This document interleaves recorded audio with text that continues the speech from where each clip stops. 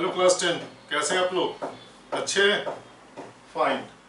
ये क्वेश्चन आपके बोर्ड पे लिखा हुआ है, ये आ चुका है सीबीएसई में 2020 में आ रहा है। कह रहा है for what value of p will the line represented by the following pair of linear equations be parallel. ठीक है, मतलब पैरेलल हो तब आपसे पी पूछा जा रहा है। इससे पहले मैं आपको थोड़ा कंसेप्ट बता दूं, ध्यान दो। पेयर ऑफ लीनियर इक्वेशन का जो जनरल फॉर्म होता है, ये होता है a1x plus b2y plus b1y plus c1 equals 0 और a2x plus b2y plus c2 equals 0। ये सबको पता है। अब ध्यान दो, फर्स्ट केस कि अगर हमारा a1 upon a2 equal to b1 upon b2 के नहीं हो, अगर हमारा ये रेशियो इक्वल नहीं है तो क्या होगा? लाइंस इंटरसेक्टिंग होगा।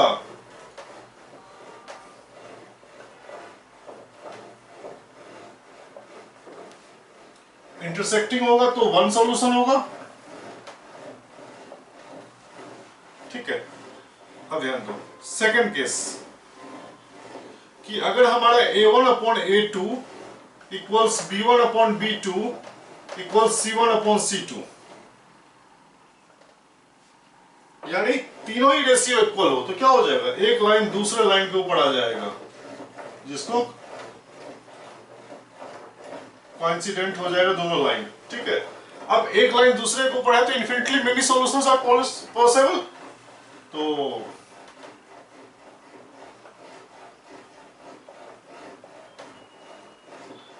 मेनी सॉल्यूशंस, ठीक है, एक लाइन दूसरे के ऊपर। अब थर्ड केस देखो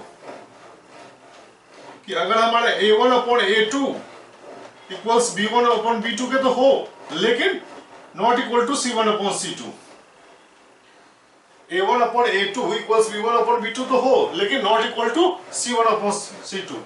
तो ये केस हो जाएगा क्या? Lines are parallel, parallel lines.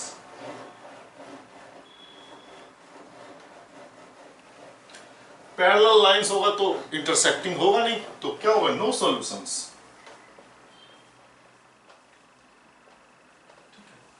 इसमें कोई भी सॉल्यूशन नहीं होगा। अब ध्यान दो, एक और इसका प्रॉपर्टी होता है कि अगर कोई सॉल्यूशन नहीं है, पैरेलल है, तो ये इनकंसिस्टेंट होगा। ये आप याद रखेंगे।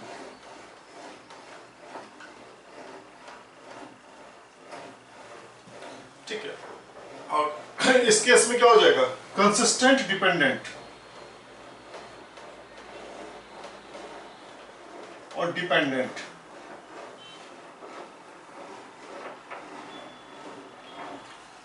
और इस केस में क्या हो जाएगा? फर्स्ट केस में कंसिस्टेंट इंडिपेंडेंट।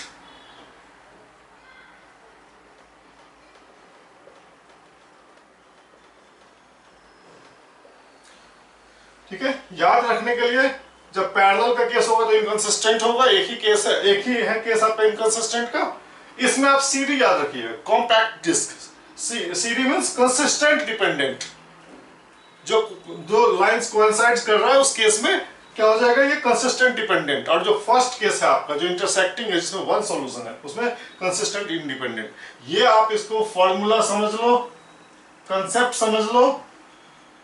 ठीक है, ये आपको आना चाहिए, याद रहना चाहिए, अदरवाइज आप पेपर में गलत करके आ जाओगे। ठीक है, अब हम आते हैं क्वेश्चन पे। ये आपको पेपर में दिखाने की जरूरत नहीं है, ये हमने आपको समझाया है। अब आपके इस क्वेश्चन में फर्स्ट में क्या करें? आपका a1 कितना है? 3, b1 आपका कितना है? -1, और c1 आपका कितना है? -5। यहां देखिए, a2 आपका कितना है? 6, b2 कितना है हमारा? -2, और c2 ये आपका है -p। कोई दिक्कत नहीं। 3, -1, -5, इससे कंपेयर करते हैं। ठीक है, ये हो गया 6, -2 एंड -p। अब देखो, अब आप यहां पे देखो, आपके क्वेश्चन में क्या कह रहा है? Equations are parallel. ये ध्यान देने वाली बात है कि अगर इक्वेशंस आर पैरेलल तो इनकंसिस्टेंट होगा। ठीक है, और आपसे चूंकि p का वैल्यू पूछा जा रहा है, और p हमारा सी कंटेनिंग टर्म में है, मतलब इस पार्ट में है। ठीक है, तो हमें इससे मतलब नहीं है फिलहाल, आपको पी चाहिए ना, तो आप दोनों को इक्वेट कर दो। As lines are parallel, lines क्या पैरेलल है, तो आप इक्वेट कर दो b1 upon b2 not equal to c1 upon c2। कोई डाउट तो नहीं, क्लियर है, सब समझ में आ रहा है? ठीक है, b1 आपका -1 upon -2 not equal to c1। c1 क्या आपका -5 अपॉन -p, माइनस सब में कैंसिल हो गया, तो 1/2 not equal to 5/p। Cross multiplication p not equal to 10, मतलब किसी भी वैल्यू के लिए पैरेलल होगा, लेकिन p आपका 10 नहीं होगा, सॉरी पैरेलल होने के लिए आपका p 10 नहीं होगा, इसके अलावा कुछ भी हो। ठीक है, मतलब सीधा कह रहा है कि किस वैल्यू पे पैरेलल है, तो पैरेलल के लिए क्या होता है b1 upon b2 upon c1/c2। ठीक है, तो मतलब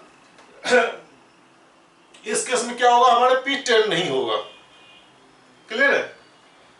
अब आप इसको क्या करेंगे, लाइक कीजिए, शेयर कीजिए एंड सब्सक्राइब कीजिए। कोई भी डाउट हो आप इसको कमेंट बॉक्स में डालिए।